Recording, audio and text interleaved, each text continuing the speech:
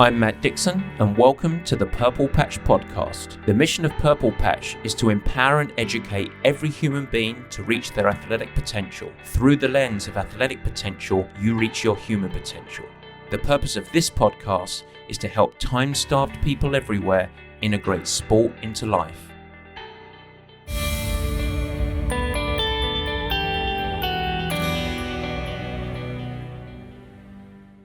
Goodness me, what a guest we have with us today. We have a long-time Purple Patch athlete, a good friend, and someone that is on the right side of London. Panos Kakoullis, thank you very much for joining us on the show. Great to be here. Great to be here in this brilliant location as well. Yeah, that's right. We are recording on location here. That's why we are, if you're watching the show, we can see that Panos and I are very intimate. We're sitting close to each other because we are at the Hawaii IRONMAN training camp and the Purple Patch training camp in Hawaii that we do annually. This is your second camp. You are returning for another dose of excellence.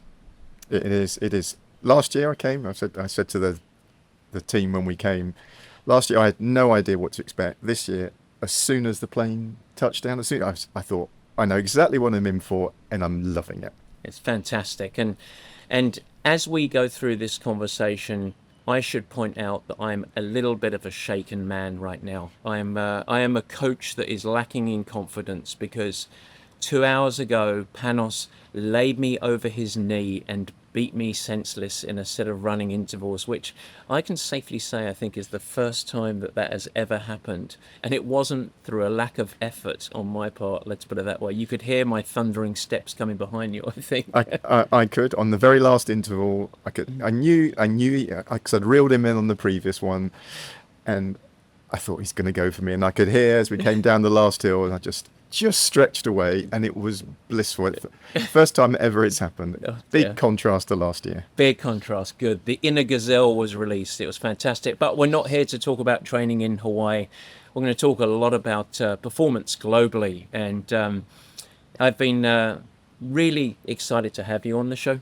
We've got now a pretty long history of coaching and have navigated through quite a few chapters in your life almost, I would say. And so to kick off the show, as I like to do always, I want to start with a little bit of foundation. So very simply, why don't you tell the listeners a little bit about yourself, where you grew up, your family, where you live now, etc. Sure. So people will recognise from the name, it's not a usual English name. It's not a sort of Dixon type name.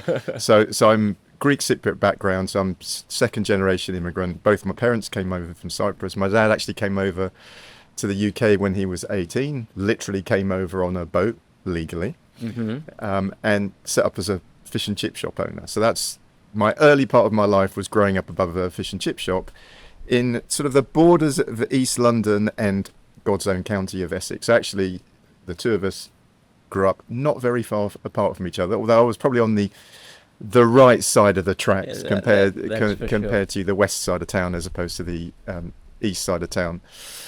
So that was sort of early life, growing up above the fish and chip shop, working in the fish and chip shop. Sort of all the family had their own little shops. In fact, that's what everyone did. And you sort of reflect on the things that mold you as you grow up in life. And it's probably things that as a 10, 11-year-old working in a fish and chip shop, they had 4 or 5 tables. So as well as being a takeaway, they had little tables that used to go and serve people on. And I'd put on my little white coat, look very, and I'd have my little notepad, and I'd go and serve people. But you kind of learn, there's a few things you learn. One, you learn about giving good service to people and the importance of looking after people and the quality around that. You learn about hard work, because I looked at my dad and his brother, they ran the shop together. They would start at 7, 8 in the morning, go to midnight every day, apart from Saturdays when it was 3 o'clock in the morning. And so that was just, life was hard work. So it was giving good service, quality to customers, and hard work. But probably the most foundational lesson, and something that I've carried with me all my life, is it kind of hit me at that age how people treated you. So there was an office around the corner from the shop, and people used to come in, and these guys, and it was men in those days, used to come in with their suits, and they treat you terribly. And whereas I looked at more normal people that looked more normal to me, not in suits, would come in and treat me well, respectfully. But you kind of, as a 10, 11-year-old, that really hits you, and you think, whatever I do in life, I am never going to make anyone feel the way some of those people made me feel. So that's sort of some of the foundational things that happened at that time. It also made me pretty competitive. It made me wanted to always prove myself. I was growing up at that time, I was a little bit different in terms of the background that we came from. There weren't many of us around, so going to school, it was always about being competitive, working hard, studying hard, just trying to prove that you could do that. It's not like East London is a huge wealth of Greek immigrants, is it? No. Is it very so you really were a little different. Yeah. Now you didn't continue the legacy. You didn't take over the reins of the fish and chip shop. Your father, I think, was heavily invested in your education. Yeah, you and your brother. Really, that was almost the primary thing. Is that right? That's right. He left school at 12. He was encouraged by his grandfather to leave school and join the farm because that was where the future was. Thing he always regretted. So for us, the only thing he wanted, two things he wanted: don't come and work in the fish and chip shop because that's hard work, and most importantly, get educated. So we had all the opportunities to get educated, but it was up to us to take those opportunities forward. And originally at school, I was a scientist. I went to university as a scientist. I was a molecular biologist, geneticist, all those things. I was not bad at it, but I didn't love it enough. And I effectively ran away to the circus and became an accountant. So the romanticism. It was a kind of a way of putting off decisions about what I wanted to do career-wise. So I went and joined Deloitte. The idea was to join for 3 years, qualify as an accountant, then I could go and get a proper job. And I ended up staying for 30 years. Becoming a senior partner at Deloitte. Yeah, I ended up on the global executive. I ran one of the global audit and assurance business. That was about 10,000 people, big business all around the world. And then post Deloitte, fast tracking, another organisation, then Rolls Royce, really different organisation. Tell us about that, just briefly. I joined Rolls Royce in the depths of the pandemic, and you can imagine that was a tough time. The business had just raised about $10 billion to try and rescue itself, and I joined as the CFO, and then spent 3 years there, all the restructuring, all the things that needed doing with what is effectively in the UK and even globally, I guess, an iconic business. And this is the aero engine and defence Rolls Royce, not the cars. I had lots of relatives ringing me up saying, "Can you get me a car a bit cheaper?" But I can get you an aero engine a bit cheaper, but not a car. And then how about family, very briefly, just as a grounding? So married to Helen now for 34 years. We've actually been together for 41 years. So childhood sweethearts. Childhood sweethearts. I went to the boys' school. Helen went to the girls' school, literally next door. We met at a party when we were 15 and 16 and been together ever since. We got 2 sons, grown up now, Mike and Chris. One's in Boston and Chris is in London. And Chris is also a triathlete as well. He's a purple patch coach triathlete as well. There you go. And sports. How about sports growing up? Because I'm always really interested in this. You have done, just for the listeners' benefit, I mean, you've got a long history of half Ironman racing now. You've done multiple marathons. You've done crazy riding trips through Europe, both with myself and Chris as well. And you've taken on various adventures. So you are, by all accounts, in your middle part of your life, an endurance athlete. And I think this is always interesting. Sports growing up, were you always a runner, a cyclist, that sort of stuff? Has it always been a part of life? No, I would say what's interesting, because I was sort of reflecting on this, that the generation that came before me, my parents' generation, sport wasn't part of life at all. There was no examples. I think it was all just about work, really, and maybe you played. I think the closest they all got to sport was playing cards. That's in smoke-filled rooms. but the sort of competitive instinct in me at school, I was quite feisty. Again, you have got a little bit of East London thug in you. Proving a point. So I was a rugby player because that allowed me to be feisty. I was sort of into track and field. I was a javelin thrower. Oh, I didn't know But that. Mm. but I competed at sort of slightly national level actually. Oh, yeah. But the thing I was not 100%, I couldn't be more removed from endurance sports. I was the person always at the back if we had to go for long runs. I was at the back cursing, wasn't interested. Why are we doing this? Why are we running in our rugby boots to do? So I went to university. I got more and more into powerlifting. I ended up winning the university arm wrestling championship in those days. I was a lot bigger Yeah. than I am now. And then all through my 20s, it was powerlifting and bodybuilding, and I was probably 40 pounds heavier than Wow. Yeah. than I am now. Fantastic. So what was the entry point into endurance sports? So it was Helen, my wife. So Really? she was doing lots of circuit training classes. I was just into the bodybuilding. She said to me, "Come down and do this class down at the local YMCA." And I said, that will be no problem. I can lift Yeah. heavy weights. I can go and do circuit training. I went to this class. You had to pair up. I was probably 29 at that stage, and I got paired up with a woman in her mid-50s. And halfway through the class, she stopped and put a hand on my shoulder and looked at me and said, "Are you all right?" Because I was just on the floor. We went to Yeah. shuttle runs afterwards, but I got addicted. I ended up falling in effectively with the wrong crowd. There was a group of us all around the same age, and we just did more and more circuit training. Then someone said, "Oh, let's go and do something called Tough Guy," which is effectively yeah. like Tough Mudder, but it was a sort of precursor, Spartan type races. And someone said, "Let's do a marathon." Oh, that sounds like I could do a marathon. And so I've heard this thing called triathlon. Do you fancy doing that? So we did the London Triathlon back in 2003, Wow. and that was effectively the gateway drug. And then, do you know what we're never going to do?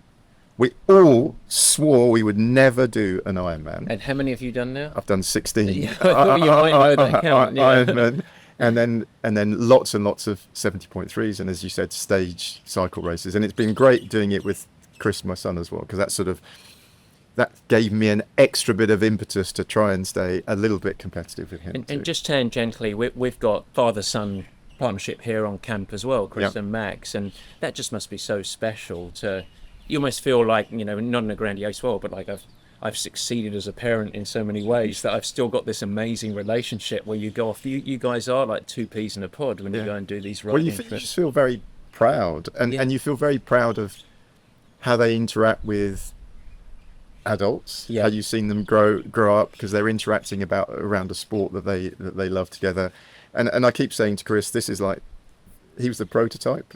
When grandkids come along, I'll be really good at it. You're really good at it. Now you've achieved much of this success over the heavy burden and having to navigate the huge adversity of being coached by me. And so I'd love you to go back, and if you can recollect, what was the motivation to join Purple Patch? I mean, I was obviously we grew up 10 miles from each other or so, but I live in San Francisco. You still live in the area, London and the east side of London and Essex. So what was the catalyst? What was the motivation?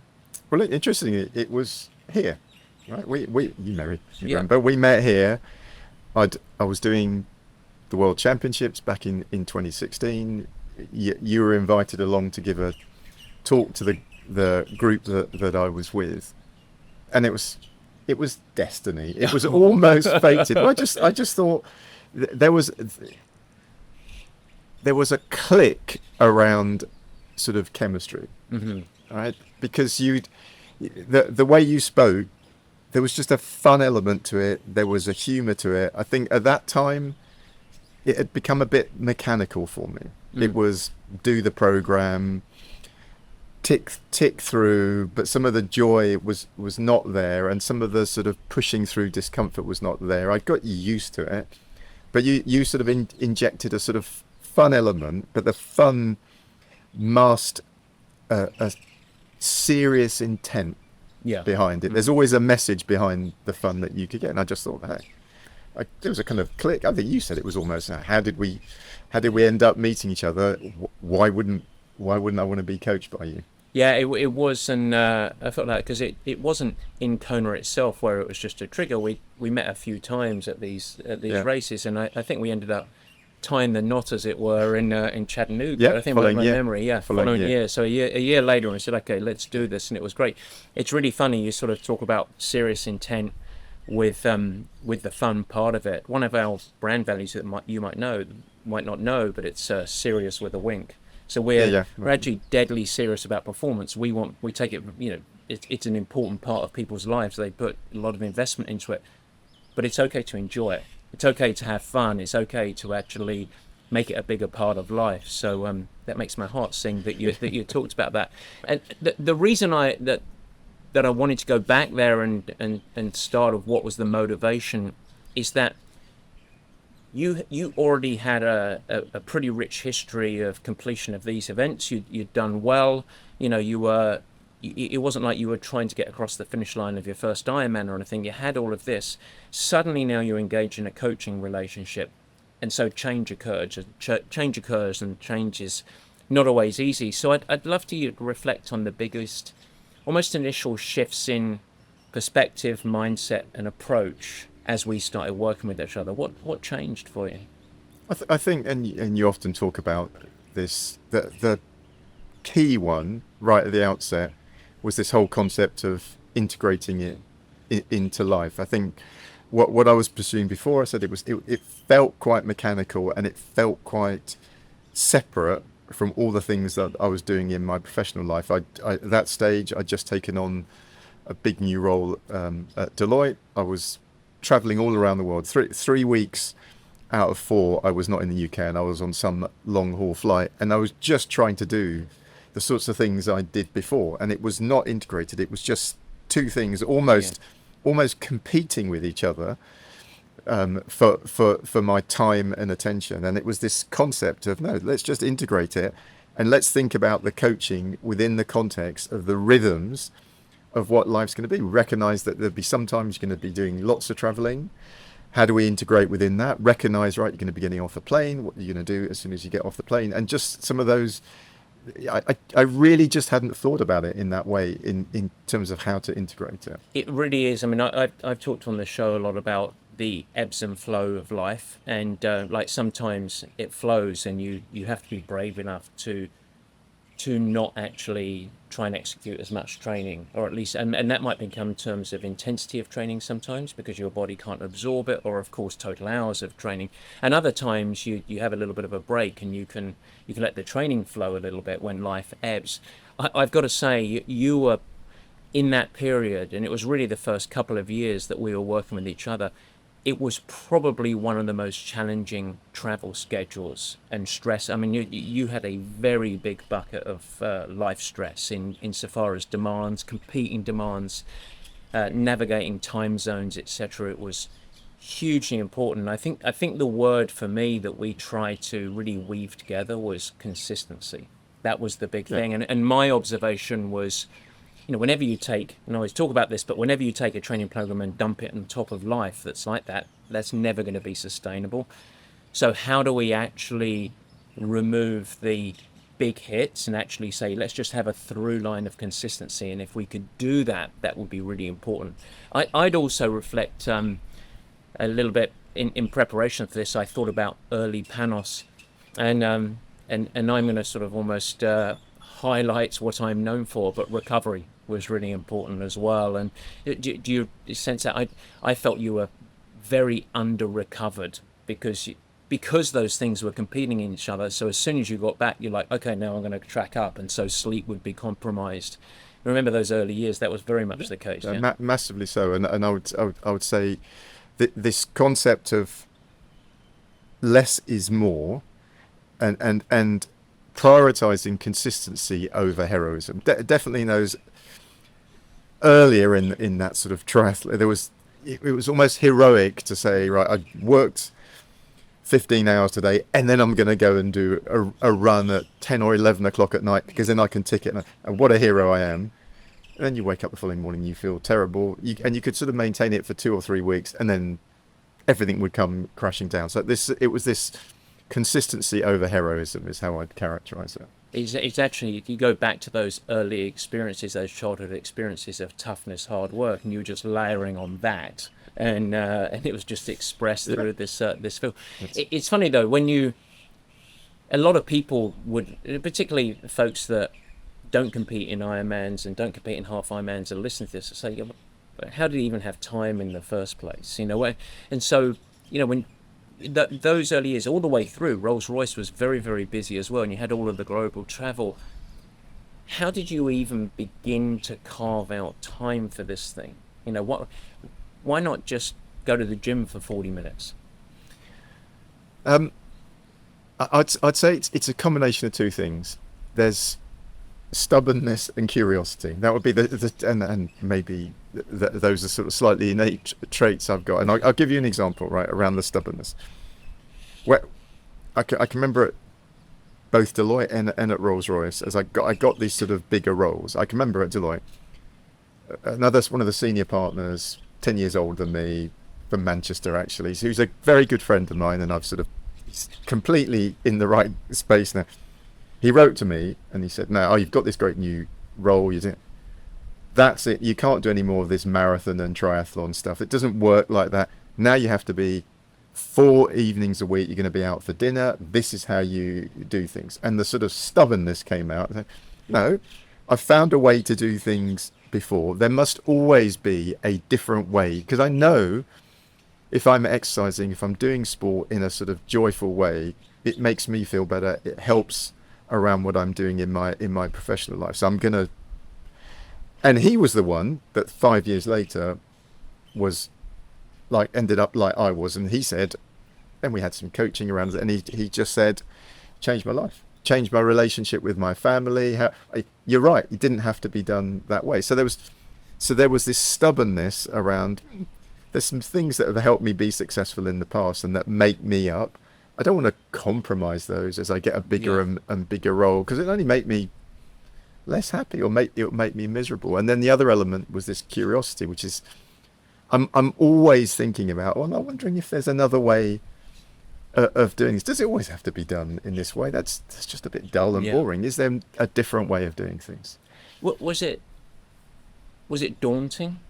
I mean, you take on those bigger roles, you have these travels, it's a huge time investment, and managing so much professionally. Was it daunting of a project to try and integrate it?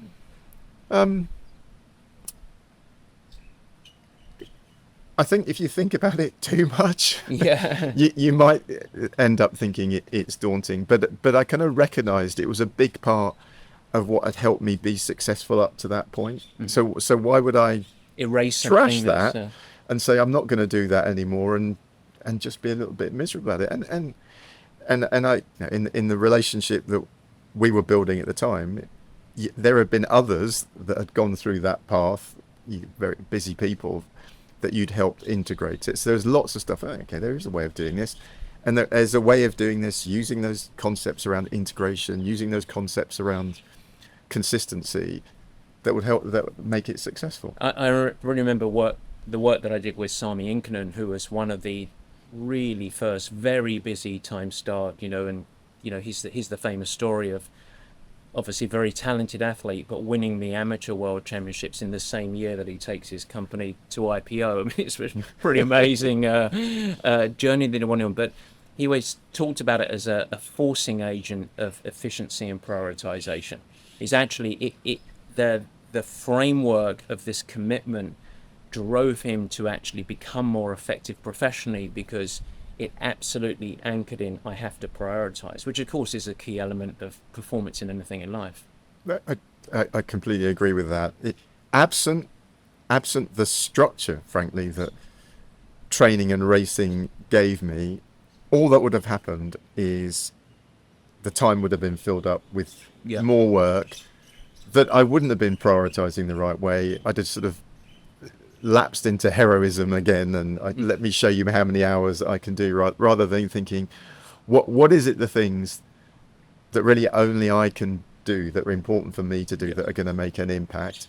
I know I'm going to be more effective as a result of integrating sport into that, and people in my team will see that within me as well. Yeah, it's important. I wanted to take a little detour and talk about the supporting habits, because at Purple Patch, as you well know, it goes well beyond the swim, bike, run, strength sessions that we're prescribing. Integration, as we talked about. We also have this heavy focus on nutrition, sleep, recovery, all of these pieces. How important were these habits for you to stay consistent in those early years? Yeah, they were foundational, and they were slightly organic. Yeah. I would say it wasn't like a light switch was flicked and right, okay, everything. I changed everything. It started with an awareness. It started with, then we moved on to a little bit of experimentation. Right, what would happen if I get an hour more sleep? If I'm going to track the sleep, am I going to do something with the outcomes that is telling me? And can I see what changed? There was more awareness around nutrition, and I would say the most important one was this recovery, rather than just crashing through, trying to do another one, and then 2-3 weeks down the line, losing 5-6 days. And I think, I mean, this is a good time to take a little bit of a detour of in actual performance results. So we're 7 or 8 years into the coaching relationship. This last December, you did your fastest half Ironman of the last decade. I did. And that's, and do you mind sharing how old you are? I'm 57. 57 years of age. Clearly don't look at it. Everyone is shocked. Everyone's shocked by that. That's very much so. In fact, if you are listening, it's worth getting onto YouTube. It is the fountain of youth, absolutely exploded onto the life of the screen. But that's pretty incredible, because it's not like you've got this acceleration of the early ramp of being the novice. These are, you said, 16 half Ironman, give or take 40 half Ironman 16 races. full Ironman. Yeah. 40 half Ironman or 70.3s. Your fastest one in a decade. Yeah. And that's not by piling on more and more and more training on top of that. No, what this last year has been about really focusing on the quality of. I would say 2 elements. One is the quality of each session, to think, what is it I'm really trying to achieve on each session when we talk it through. What's the win? Yeah. That's what we talked about around New Zealand for each of the sessions that you're going through. And I talked about that sort of organic shift around sleep and recovery and nutrition.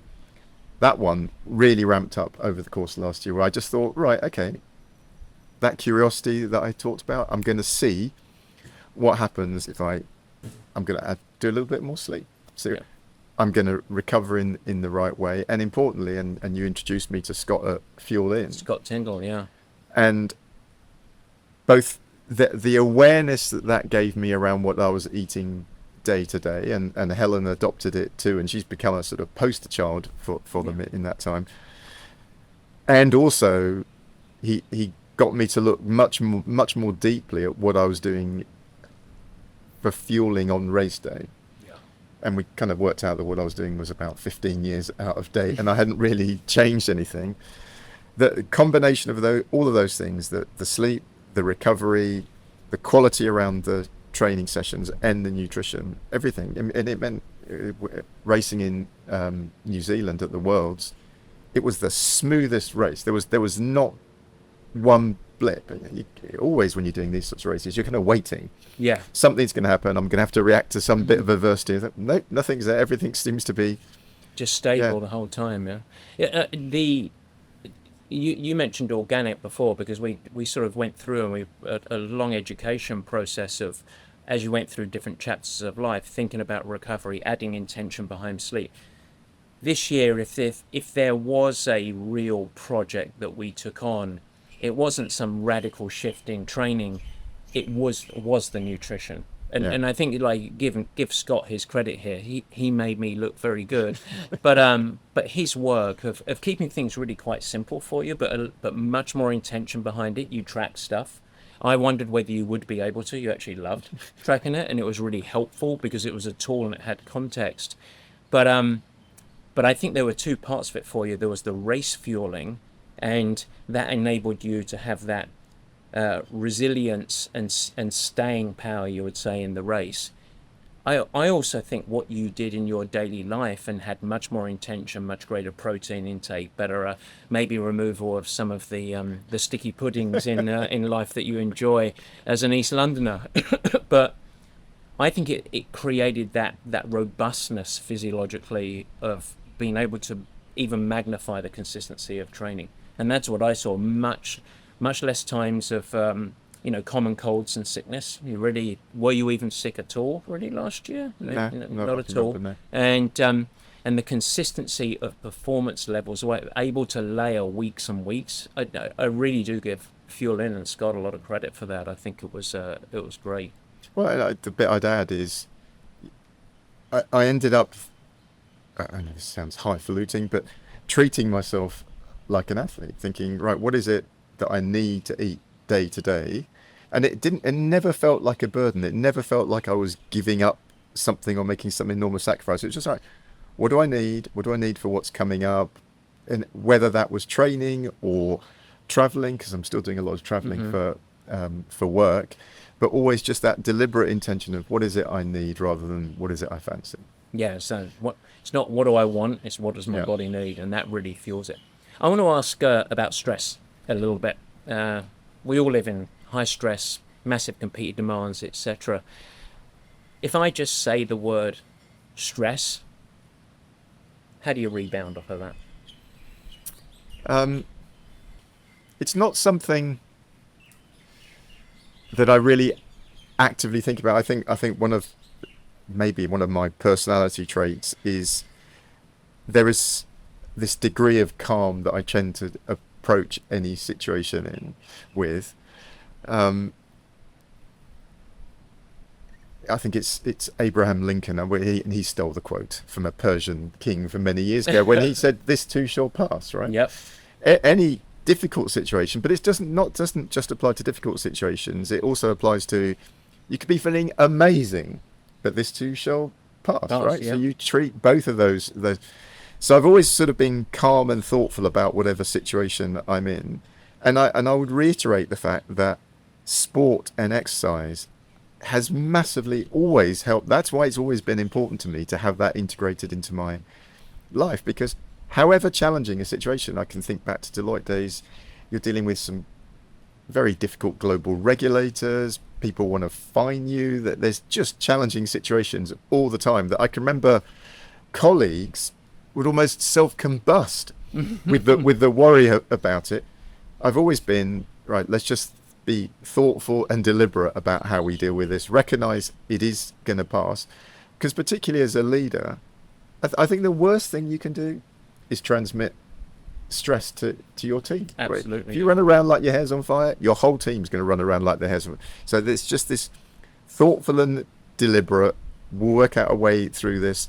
What are the things that we're going to carry on doing that keep us calm, grounded and centered as we go through those challenges? I want to jump to leadership, because you've had a long career professionally, you've had a long career athletically.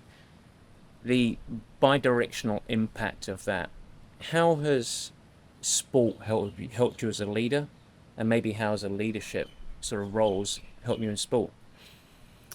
Probably the more obvious one is sport helped as a leader. And as we were talking, just this grounding through difficult situations, the setting of an example, the fact that you can do things, you can balance your health, you can balance your welfare, you can balance that with all the stresses of work life, and being able to set that as an example to your team and others can see you.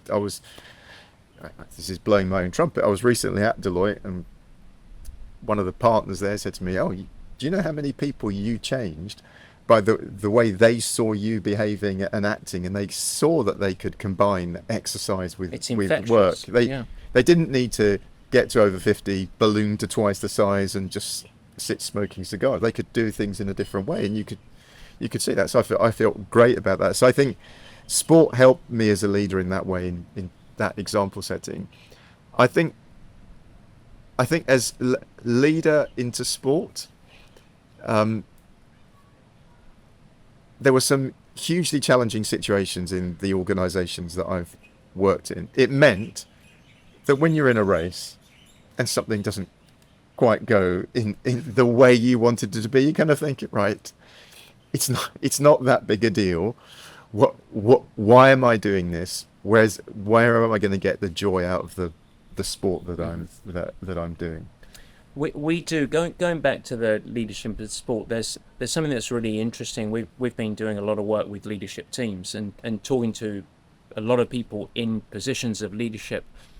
One of the things that I've really started to unpack and realize is that to be a source of inspiration for your team as a leader, it's not a prerequisite that you have to be high performing in your sport. And one of the things I've seen, we talked about Sami. Sometimes someone like a Sami the Bull, as I used to call him, he's so exceptional as an athlete that it can feel out of reach. And I think the biggest thing, if you're listening as a leader, is having the courage to take on a challenge and a commitment and sharing it and people seeing you improve. And that could include a leader that's going from sedentary to just make it up, wants to go on a hiking holiday or finish a 5K or something. But that commitment can be just as infectious and sometimes even more empowering than someone that seems like, oh, they've got it all worked out. Does that resonate with you? It does. And I would say, I think the other way that it applies is how you translate that into work life around setting goals that are a little bit more uncomfortable. Yep. That's how I would characterize it, because they see the leader setting goals that are a bit uncomfortable, be they a hike, be they an Ironman, and everything in between. But they take on something that it's a bit scary you think, you sure you want to do that? Or they'll use that great euphemism. That's very brave, right? But then how you translate that into a work life when you're with your team and you, because often people will want to set a goal that is, they're not going to shoot for the moon. They're going to just sort of jump 6 inches off the ground. And you think, well, that's not very exciting. What is it that we're going to do that's really going to change things? So that, and I think sport informed a lot of that with me in how I led those teams. The thing I always had to watch myself on, though, because I'd sort of say, oh, look at that great mountain.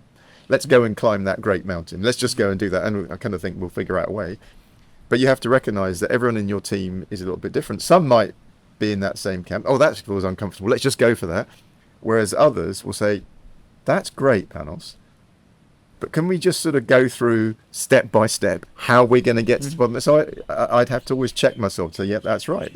Everyone in your team is a little bit different, but we can show how we're going to get to something that's really, really stretching, but we're going to do it. These are the building blocks for how we're going to get there. And I think you can apply the lessons from sport in exactly the same way. Someone doesn't say, I've been completely sedentary, I'm going to go and do a hike. They want to have a plan for how they do it.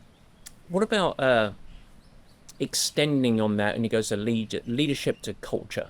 You're I'm fearful here because I might almost give you a compliment. You're a culture creator. Professionally, I know that your teams really love your leadership style, but you had a high performance culture.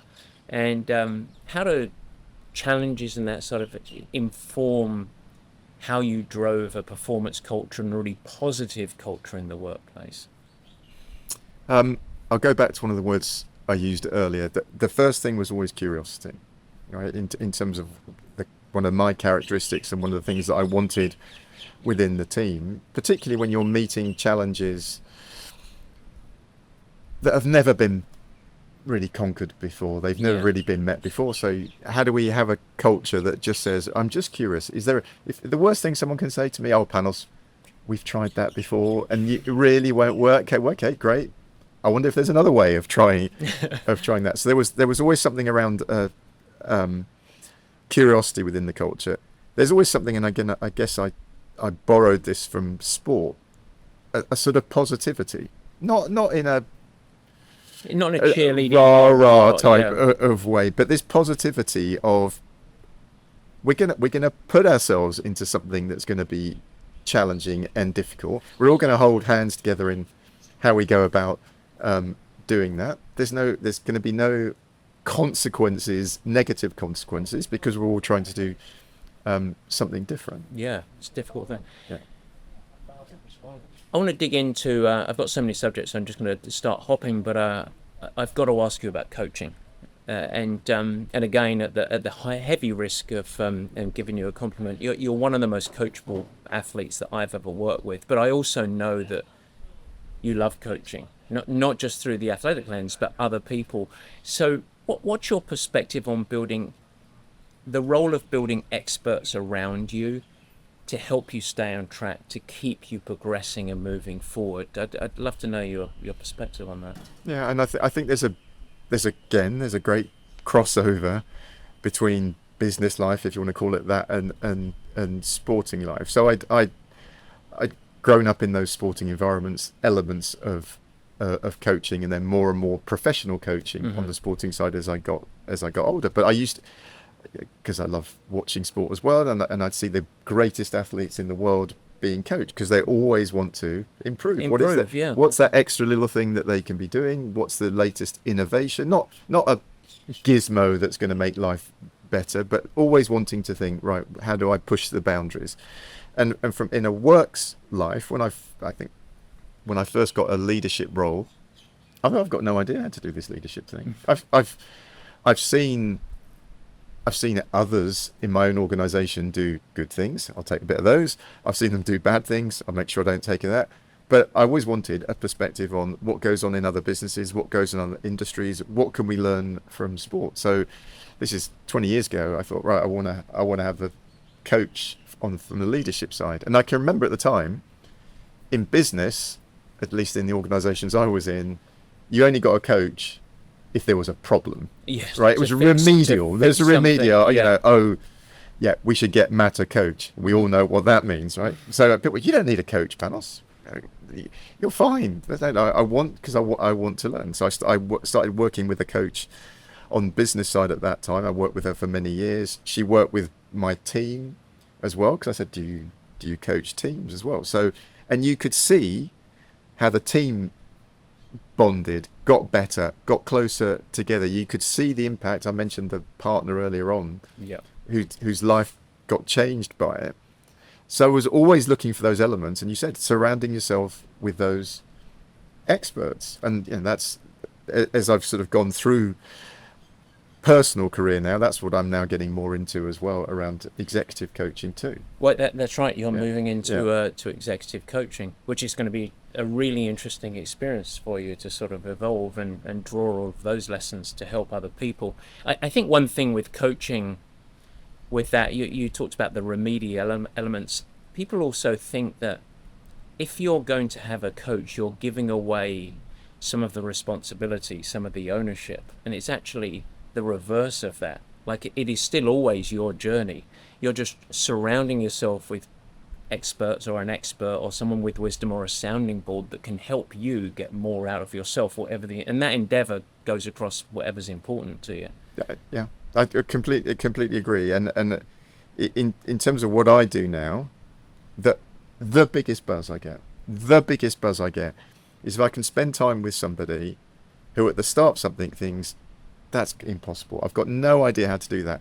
At the end of it, they have worked out how to do it, and they have worked out how to do it. Not I've told them what to go and do, because adults do things better if they take responsibility and work things out for themselves rather than just being told. With and that's support and guidance. Yeah, that's why if I put it on the sporting side, if you have a coach that just tells someone what to do and it just becomes very mechanical, I think it loses its soul almost, because the person's not adopting it for themselves. You can only go so far with being told what to do over and over again without thinking it through yourself and integrating it into your own mentality. So with that, what advice would you have, either for athletes listening or professionals, on how to get the most out of their coaching relationship? I think probably two or three things. I would say, and this isn't meant to sound as legal, but contracting. And by contracting, I mean, right, at the outset, what's the nature of the relationship going to be? How are the responsibilities going to be split?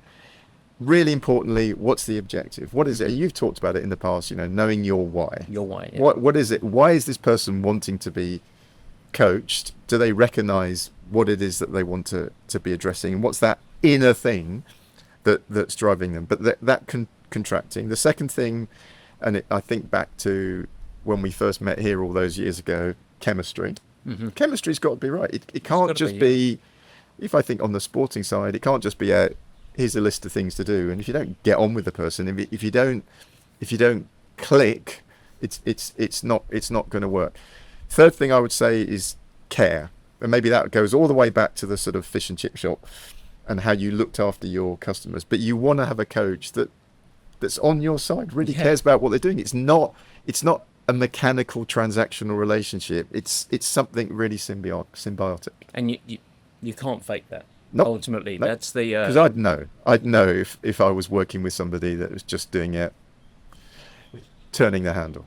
The easy thing for me, of course, and I dove right into it, how's sport impacted your role as a leader, because you've been a leader in multiple industries. But I'm interested, how's it influenced other parts of your life?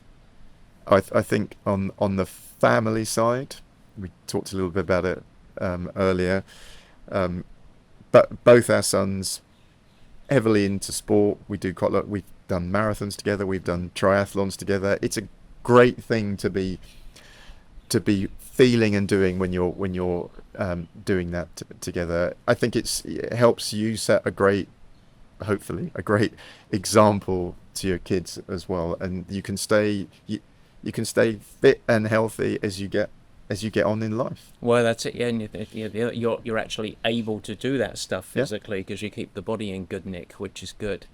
So I want to wrap up, and it's your chance to be educator, sort of beacon of hope and inspiration here, because I'm going to ask you the tricky one. You have to distill all of this journey up, all of the lessons, and what would you say are your biggest contributors to your success? And we're going to wrap it all up. Life, sport, work.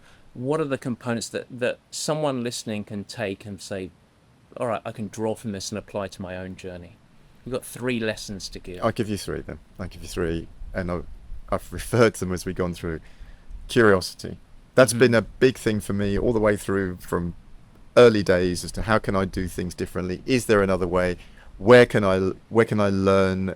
Is there something that I could pick from others? Right. Second one, growth mindset. Yeah, it is. It is it's the growth mindset. Yeah. Second one would be around consistency, be it in my professional life, be it in my sporting life. Just that consistency of application, not looking for quick fixes.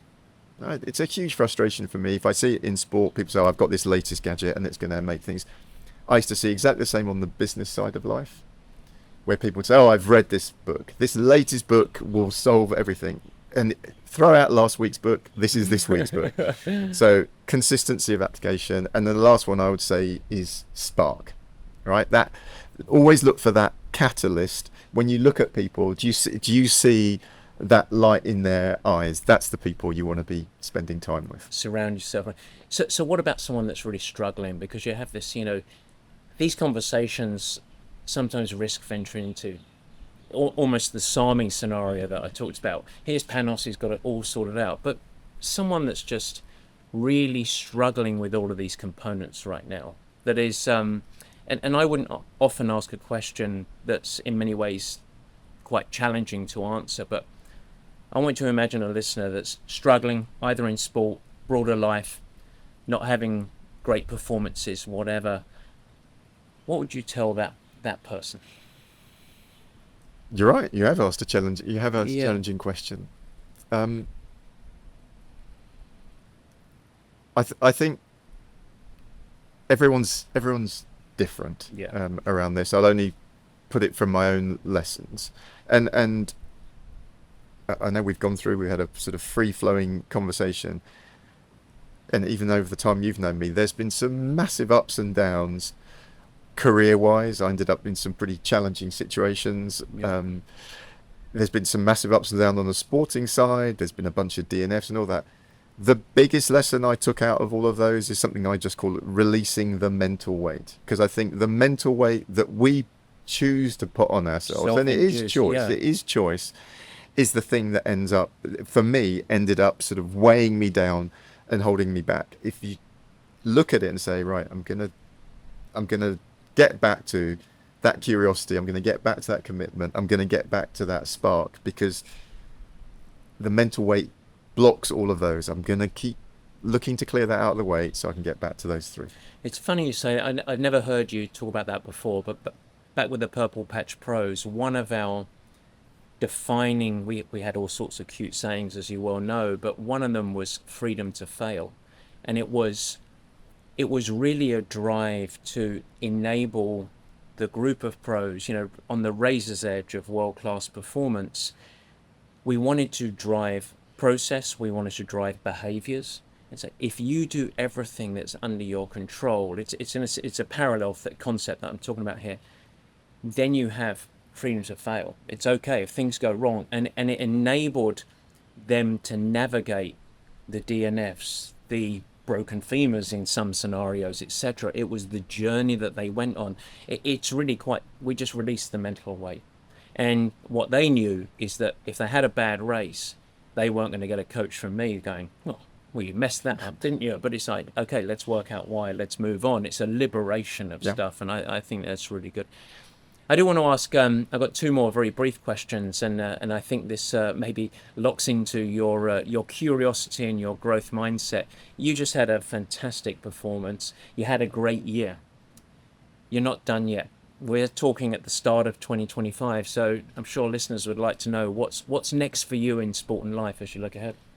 So, sport-wise, we talked after New Zealand, right? I had that very enjoyable, but it was good performance for me, but most of all it was a kind of joyous performance. Right, where could that go? What more could we push just to see what happens? And it doesn't really matter if it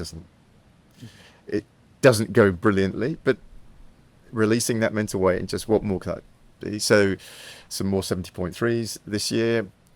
Another marathon coming up this year, just because and then just for fun, because I'm able to, and I've got the fitness to. A friend and I are going to be cycling the length of Italy later this year, not in any competitive conditions, but just, he's even older than I am, and we can go. But you think, if I look at previous generations, they would never have counted as doing something like that. So so this year it's marathons, some more triathlons, and some sort of stage cycling as well. Fantastic. So you were one final question. You were born in Romford. That's where the fish and chip shop was. You have an apartment in London. You live in Brentwood in Essex, so 10 miles away or so from Southend in Essex, where I was born. And you probably being born in Romford, you're probably 8 miles away from Upton Park, the old home ground of West Ham United, the great Premiership team that I support. And yet you support, with all of the glorious years behind them, the most successful team in the history of English football, Manchester United, that's about 300 miles from your house. Can you explain yourself other than glory hunter? No, there is no glory hunting. As a Greek Cypriot, you supported one of three sides. If you lived in North London, you supported Arsenal or Spurs, or you supported Manchester United, because a lot of the Cypriots came over around the time of the late 50s. And my dad supported Man United, so I supported Man United, and our two boys had zero option other than to support Man United. So it's actually a genetic trait. It is a genetic rather than trait. A geographic link. Okay. And you really don't have much love for West Ham, do you? They're fine. They're fine. They're fine. They're a shocking team. Come on, let's face facts. Panos, thank you so much for spending time. And I will say, folks, Panos, as we mentioned at the top of the show, second time here in Hawaii. It's these are great benchmarks. These are so immersive. We've got 25 athletes here. It's a wonderful group. We're halfway through the camp so far. So I'm amazing that you had enough faculties to bring your best self to this. But what a difference a year makes, sir. What a great benchmark. Coming back last year, eyes wide open, unsure what to get. this time just stepping off the plane and stepping right into it. And and putting you over my knee today. And importantly, yeah, let's not forget shamefully, I had to succumb, and I really did chase him down. I went and 10 out of 10, and I couldn't do it. And so I've got some work to do, that's for sure, and I'm going to do it. That's going to be my quest for this year. But I wish you all the best for the year ahead, and I really appreciate your time. Looking forward to it. Thanks for having me. Cheers. Guys, thanks so much for joining, and thank you for listening. I hope that you enjoyed the new format. You can never miss an episode by simply subscribing. Head to the Purple Patch channel of YouTube and you will find it there, and you could subscribe. Of course, I'd like to ask you, if you will subscribe, also share it with your friends, and it's really helpful if you leave a nice positive review in the comments. Now, any questions that you have, let me know. Feel free to add a comment and I will try my best to respond and support you on your performance journey. And in fact, as we commence this video podcast experience, if you have any feedback at all, as mentioned earlier in the show, we would love your help in helping us to improve. Simply email us at info@purplepatchfitness.com or leave it in the comments of the show at the Purple Patch page, and we will get you dialed in. We'd love constructive feedback. We are in a growth mindset, as we like to call it. And so feel free to share with your friends. But as I said, let's build this together. Let's make it something special. It's really fun. We're really trying hard to make it a special experience, and we want to welcome you into the Purple Patch community. With that, I hope you have a great week. Stay healthy, have fun, keep smiling, doing whatever you do. Take care.